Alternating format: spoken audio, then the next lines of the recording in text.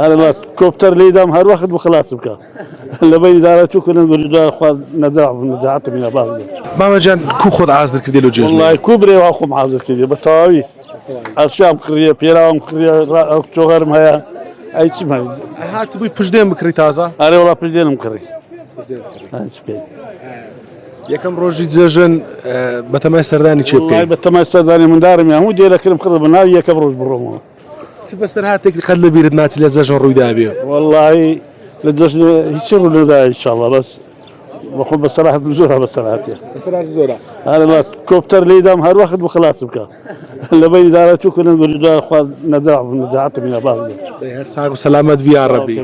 عزيزم تا براغوري تشاي مدي يا اخو بخير ضلت خوشه يعني ها خلق روي لزاج دلي كردي خوش النبي روج خوشه ان شاء الله خوش تريج دبي ان شاء الله ان شاء الله سلامت بيا خد اسمع تاو بخير تاو تم پشدينت هي هاتي ايتك بكري والله سيتارش كم هي بس العزم يبقور يعني بس پشدينه كي دغوريا ما والله بخاتش بزورا تخوز بسيخ سيرا وكتو غرمه يعني والله سبي ما رسم ما زر ما عموش نواكم الله يا ربي هات سدي هات بهركمه هذا او بقور او بقور